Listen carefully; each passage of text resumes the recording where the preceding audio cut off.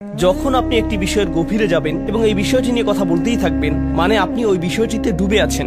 যেমন কিছু লোক বা আপনাদের মধ্যে কেউ গেম খেলেন, অনলাইন গেম খেলেন, এবং তারা সব সময় গেমের মধ্যে থাকে, তারা গেমে ডুবে থাকে। কেউ কেউ গাড়ি পছন্দ করে, তারা সব সময় গাড়ি নিয়ে কথা বলে, গাড়ি নিয়ে চিন্তা করে, গাড়ি নিয়ে চিন্তা করে।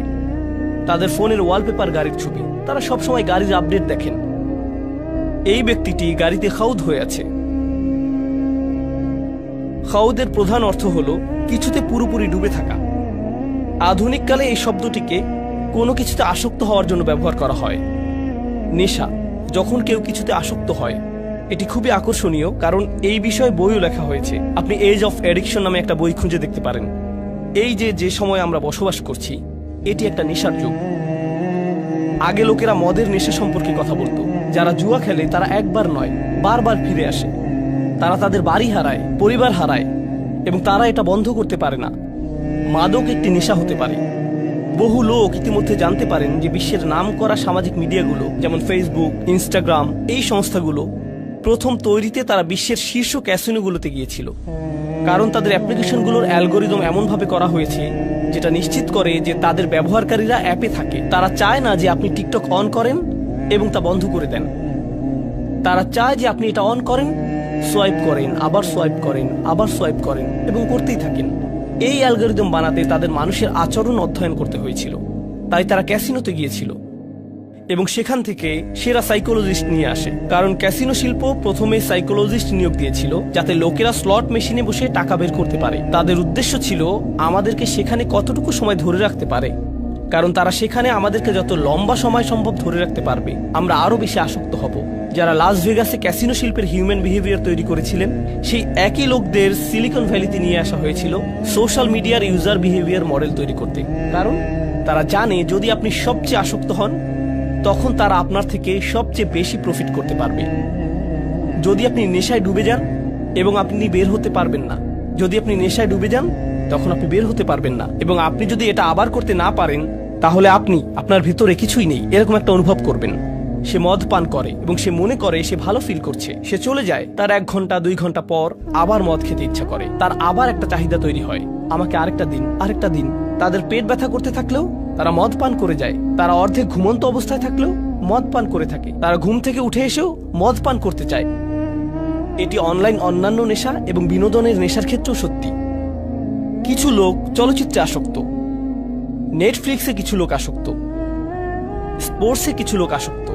এই নেশা পরবর্তীতে আল্লাহ সত্যের সম্পর্কে কথা বলেছেন। যখন সত্য আসে, কোরআনে যে সত্য সম্পর্কে বলা হয়েছে, আপনাকে এই বাস্তবতার সাথে ডিল করতে হয়, আপনাকে আপনার কাজের জন্য দায়িত্ব গ্রহণ করতে হয়।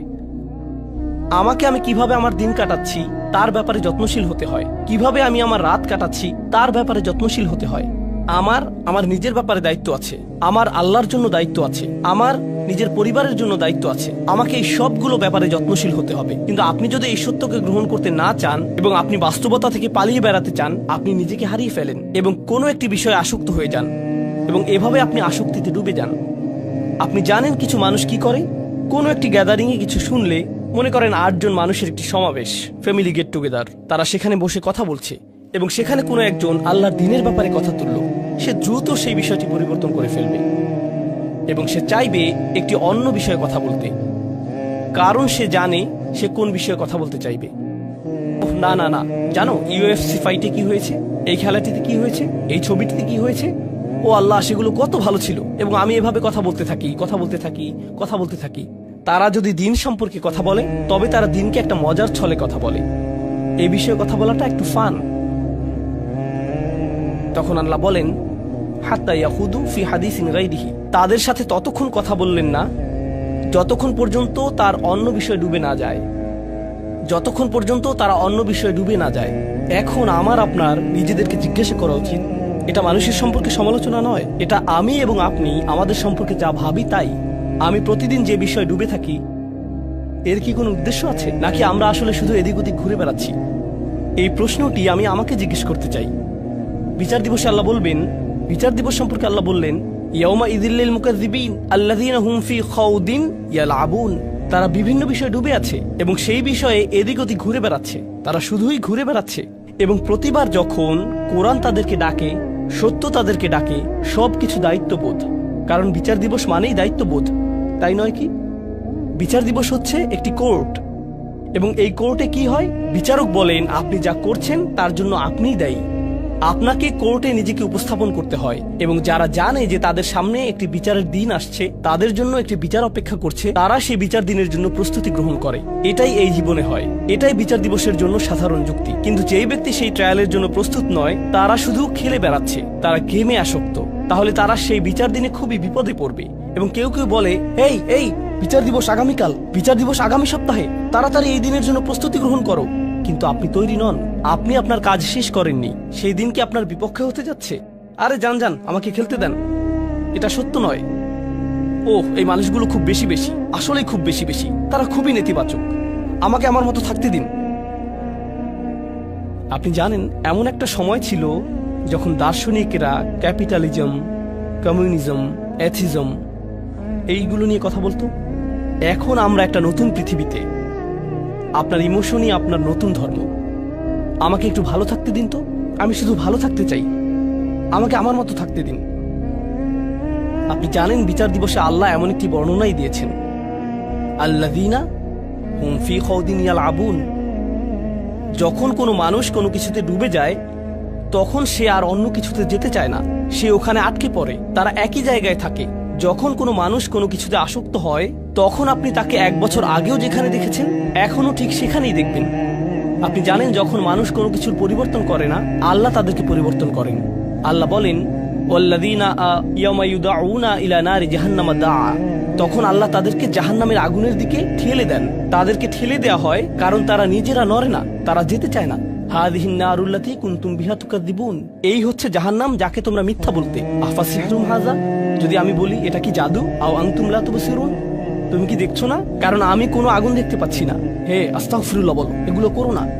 আমাদেরকে আল্লাহকে ভয় করা উচিত, আমাদের বিচার দিবসকে ভয় করা উচিত। ও হ্যাঁ, আমার আগুন ভয় করা উচিত, কিন্তু আমি তো কোনো ধোঁয়া দেখতে পাচ্ছি না, আমি তো তাপমাত্রা বাড়তে দেখছি না। আল্লাহ বলেন এটা মিথ্যা। যখন বিচার দিবস আসবে, আও আনতুম লা তুবসিরুন, তুমি এটা দেখবে না। ইসলাউহা ফাসবিরু আলা তাসবিরু সাওয়াউন আলাইকুম ইন্নামা তুজজাউনা মা কুনতুম তা'মালুন। এখন যাও এর ভিতর এবং এটা উপভোগ করো। তুমি এটা সহ্য করতে পারো বা না পারো, এটা কোনো ব্যাপারই না, এটার এখন কোনো মূল্যই নেই। আমি এখন এই খুতবাটিকে ছোট করে আনতে চাই। অন্যদিকে এই মানুষের বিপরীত দিকে কিছু মানুষ থাকবে যারা বিচারের দিনে কোনো ধরনের বিপদে পড়বে না। আল্লাহ বলেন, ইন্নামাল মুত্তাকিনা ফি জান্নাতিন ওয়া নাঈম। যে মানুষের তাকওয়া ছিল, তারা জান্নাতে যাবে এবং সেখানে আরাম করবে। আয়াতের পরবর্তী অংশটি হচ্ছে জান্নাতের বর্ণনা। এটা নিয়ে হয়তো পরবর্তীতে কখনো কথা বলবো, কিন্তু আমি চাই আপনারা এই বিষয়টি নিয়ে চিন্তা করুন। মুত্তাকিন বলতে আসলে কি বোঝায়? মুত্তাকিন শব্দটা আমরা সবসময় শুনে থাকি, আমাদের তাকওয়া থাকা উচিত, আমাদের তাকওয়া থাকা উচিত। তো তাকওয়া শব্দটি এসেছে ওয়াকায়া শব্দ থেকে। আপনার জানা উচিত, ওয়াকা মানে হচ্ছে প্রতিরোধ করা। এখান থেকে যে শব্দটি এসেছে, আমরা দোয়াতে এই কথাটা বলে থাকি, ওয়াকিনা আযাবান নার। তাকওয়া একই শব্দ। ওয়াকিনা আযাবান নার মানে হচ্ছে আমাদেরকে বিচার দিবসের শাস্তি থেকে রক্ষা করুন। আল্লাহ বলেন, কু আনফুসাকুম ওয়া আহলিকুম নার। তোমাকে এবং তোমার পরিবারকে জাহান্নামের আগুন থেকে রক্ষা করো। ইত্তাকা বা মুত্তাকি হচ্ছে সে যে নিজেকে রক্ষা করে। যখন আপনি বাসায় যান, দরজা বন্ধ করেন, যখন হাঁটতে যান, তখন দরজায় তালা দেন, এর মানে আপনি একটু তাকওয়া অবলম্বন করেছেন, কারণ আপনি নিজেকে রক্ষা করেছেন। তাই মাঝে মাঝে আমরা তাকওয়াকে আল্লাহর ভয় বলে অনুবাদ করে থাকি। আরবিতে ভয় হচ্ছে খৌফ, খাশিয়া। এছাড়া আরবিতে ভয় বোঝাতে আরো অনেক শব্দ ব্যবহার হয়ে থাকে, তো তাকওয়া সেগুলোর মধ্যে একটি। আসলে তাকওয়া বলতে বোঝায় যখন আপনি নিজেকে সতর্ক থাকার মাধ্যমে রক্ষা করেন। ধরুন, যখন কোনো মানুষ হজে যায়, আল্লাহ বলেন, ওয়াতাযাওয়াদু ফাইন্না খায়রাজ যাদ আত-তাকওয়া। হজে যাওয়ার সময় আপনি আপনার প্রয়োজনীয় জিনিসগুলো নিয়ে যাচ্ছেন, কারণ আপনি জানেন বেস্ট প্রভিশন ইজ প্রিকশন, আপনাকে রক্ষা করার জন্য। এটা দিয়েই তাই বিভিন্ন জিনিসও বোঝায়। এখন এই শব্দটি এই আয়াতে কি বোঝাচ্ছে? মানুষ যারা নিজেদেরকে রক্ষা করে, যখনই তারা দেখে যে তারা কোনো একটি আসক্তিতে জড়িয়ে যাচ্ছে, তখন তারা বলে, আমাকে এখান থেকে নিজেকে সরিয়ে আনতে হবে। যখন তারা দেখে তাদের সঙ্গীগুলো কোনো একটি বিষয়ে আসক্ত হয়ে যাচ্ছে, তখন সে বলে, ও না না, আমাকে এখান থেকে নিজেকে রক্ষা করতে হবে। তাই তারা সব সময় নিজেদেরকে সেসব সঙ্গ থেকে সরিয়ে নিচ্ছে, যেসব সঙ্গে থাকলে তারা কোনো আসক্তির দিকে জড়িয়ে যেতে পারে। তারা সব সময় আমাদের আশেপাশে আছে, আমরা কেউই নিরাপদ নই। মুত্তাকিন শব্দটি ব্যবহার করার মাধ্যমে এমন মানুষকে বোঝায় যে সব সময় সতর্ক, তারা কখনোই বিশ্রাম নেয় না, তারা সব সময় একটা প্রতিরক্ষা বলয়ের মধ্যে থাকে। তারা জানে যদি তারা এভাবে না থাকে তাহলে স্লিপ করতে পারে। ইন্নাল মুত্তাকিনা ফি জান্নাতিন ওয়া নাঈম। এই কারণেই আমি তোমাদেরকে জান্নাত দেব উপহার হিসেবে। তাহলে আমাদেরকে এখন থেকে খুব সতর্কতার সাথে থাকতে হবে। আমার মনকে বোঝাতে হবে যেন আমি যে কোনো সময় পিছলে যেতে পারি, আমি ভুল করতে পারি, আমাকে তারপরে সেখান থেকে ফিরে আসতে হবে এবং আরো বেশি সতর্ক থাকতে হবে। যদি আমি পিছলে যাই তাহলে আবার আমাকে ফিরে আসতে হবে। এটি একটা চলমান প্রক্রিয়া। এগুলোর শেষে আল্লাহ বলেন ফি জান্নাতিন ওয়া নাঈম। আপনি যখন জান্নাতে যাবেন আপনারা বাগান পাবেন, কিন্তু সবচেয়ে গুরুত্বপূর্ণ আপনারা পাবেন নাঈম। যে নাঈম শব্দটি এসেছে নুউমা থেকে, যার মানে হচ্ছে নরম এবং বিশ্রাম। তাদের এখন কোনো তাকওয়া থাকার প্রয়োজন নেই, তাদের এখন কোনো সতর্কতার প্রয়োজন নেই। তারা তখন বলবে এখন আমি বিশ্রাম নিতে পারি। তাহলে আল্লাহ কি করলেন? আল্লাহ আমাদেরকে দুটি ছবি দেখালেন। একটি হচ্ছে এমন ব্যক্তিরা যারা এখন নাইমে আছে, তারা বর্তমানে যেদিকে মনে চায় সেদিকে ঘুরে বেড়াচ্ছে, রিল্যাক্স করছে, তাদের কোনো কিছু চিন্তা করার নেই, শুধু বিশ্রাম নিচ্ছে। এবং অন্যদিকে তাকওয়াপূর্ণ ব্যক্তিরা তারা পরবর্তীতে রিল্যাক্স করবে। এখন সিদ্ধান্ত আপনার, আপনি কোন দলে থাকবেন। আপনি এখন রিল্যাক্স করতে পারেন অথবা আপনি পরবর্তীতে রিল্যাক্স করতে পারেন। আপনি এখন সাময়িকভাবে আনন্দ অনুভব করতে পারেন এবং পরবর্তীতে কঠিন বিপদে পড়তে পারেন, অথবা আপনি এখন একটু বেশি সতর্ক এবং বেশি নিজেকে রক্ষা করে চলতে পারেন এবং পরবর্তীতে অনন্তকালের জন্য রিল্যাক্স করতে পারেন। এই সিদ্ধান্তই আমাকে এবং আপনাকে নিতে হবে। আমি আল্লাহ আযজা ওয়া জাল্লার কাছে দোয়া করছি, আল্লাহ আমাদেরকে যে কোনো ধরনের খাউদ থেকে রক্ষা করুন, যা আমাদেরকে সত্য থেকে দূরে নিয়ে যায় এবং আমাদেরকে মুকাদ্দিবিনদের অন্তর্ভুক্ত করে। আল্লাহ আমাদেরকে তাকওয়া সম্পূর্ণ করুন।